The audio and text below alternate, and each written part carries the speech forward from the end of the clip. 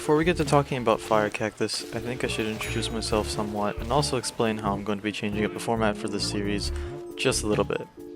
So, hello, my name is Gennaro, or Gennaro Gamer Guy, I guess that's my full handle. I am the only one behind this channel's workings, for now at least, and I hope to be of entertainment to you all. If you can't tell, I really don't know what else to say about myself without getting too personal right out of the gate, so let's just talk about how this series is going to be going forward.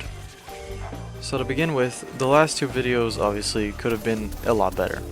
I honestly don't know how I was expecting to find any kind of success on this platform by doing episodes like this for the remaining unmastered characters.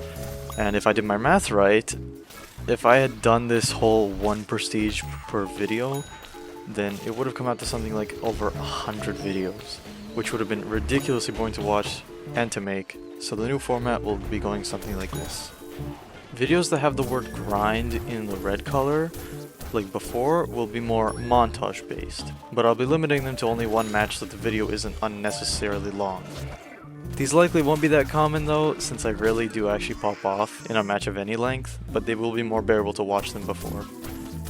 If the word grind is green, it's a live commentary. These may not appear for a little while since I've already mastered a few characters before finishing this video, but will mainly be at the beginning of a character grind, or in the elite stages when I want to test them out at their maximum strength. Lastly, as seen in the thumbnail of this video, post-commentary videos will have the grind word be yellow, and will be more analytical with more of my own thoughts about the character as a whole. There will probably be a post-com for every character at the end of their grind, so in the super elite to master stages, in a style similar to this video. Got all that? I hope so. Now, let's move on to the star of this episode, the the Fire Cactus. We'll talk about the drones another time, believe me. So, in comparison to stock, she's probably worse overall, but my opinion of it all depends on the player, specifically if they're new to Garden Warfare 2 or just shooter games in general.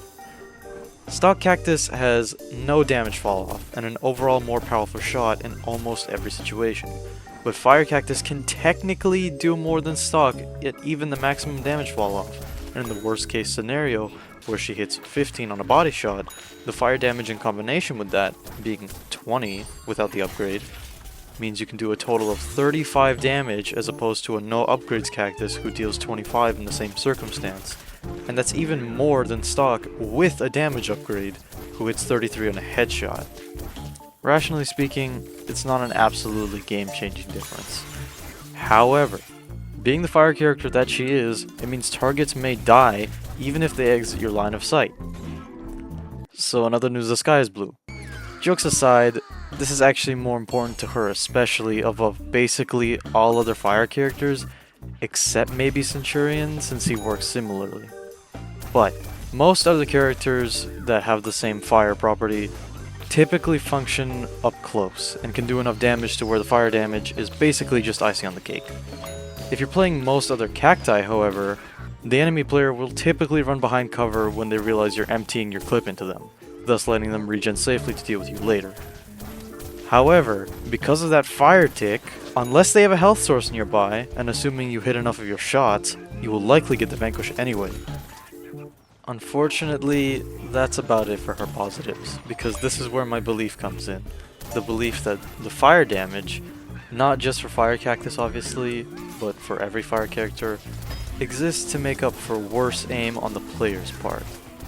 Fire characters, for the most part, have a unifying trend, that being their smaller damage per shot, and usually another downside that varies from class to class, like ammo per clip or projectile speed. The fire damage ensures that if your aim is not ideal, like mine, where you only aid the occasional shot, you'll still be able to put out a respectable amount of damage thanks to the fire. A player who is more experienced in third-person shooters would obviously gravitate toward using stock Cactus, since her damage is generally more consistent across all ranges, making her overall more powerful thanks to that lack of damage fall-off.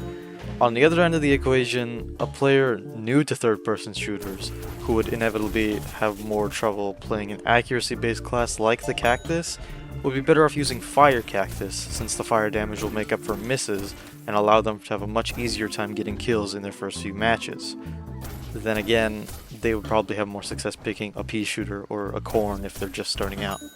Fire Cactus is still a very reliable pick, all things considered. Admittedly, you would be somewhat shooting yourself in the foot when you select her over a different cactus, but she's still a solid character and will get the job done. At the end of the day, she's still a cactus, she still has potato mines, and she still has a drone.